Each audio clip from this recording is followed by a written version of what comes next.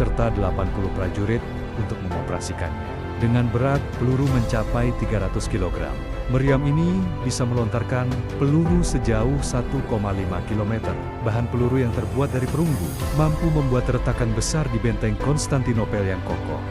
Selain itu, Orban juga membuat meriam dengan ukuran yang lebih kecil untuk menyempurnakan gempuran agar bisa menembus benteng Konstantinopel.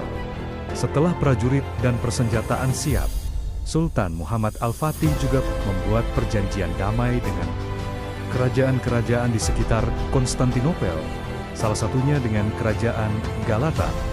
Dan ternyata, ini menjadi salah satu kunci bagi kemenangan Sultan Muhammad Al-Fatih. Langkah selanjutnya, sang sultan membangun benteng di Selat Bosphorus yang diberi nama Romali Hishar atau Benteng Romawi. Romali Hishar berhadapan langsung dengan Anatoli Hishar yang dibangun oleh kakek buyut beliau, Sultan Bayezid I pada tahun 1393 sampai 1395 Masehi. Kedua benteng ini akan memperkuat Selat Bosphorus dari kedua sisinya.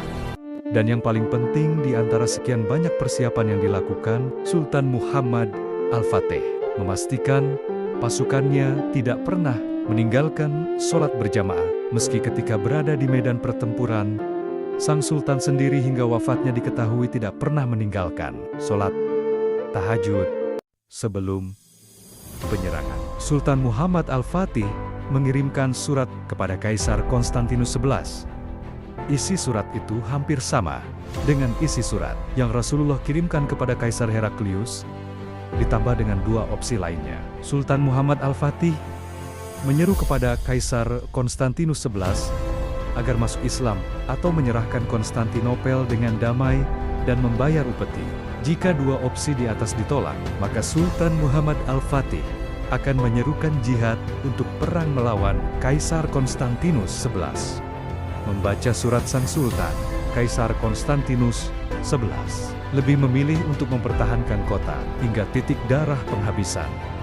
Kaisar yakin bisa mengalahkan Sultan Muhammad Al-Fatih karena mendapat dukungan penuh dari Roma dan bantuan dari Kardinal Isip Pangeran Orhan yang merupakan sepupu Sultan Muhammad Al-Fatih dan Giovanni Giustiniani dari Genoa. Sebelum penyerangan, Sultan Muhammad Al-Fatih memberikan pidato di hadapan pasukannya. Dalam pidatonya, sang sultan mengutip ayat-ayat Al-Quran tentang seruan jihad dan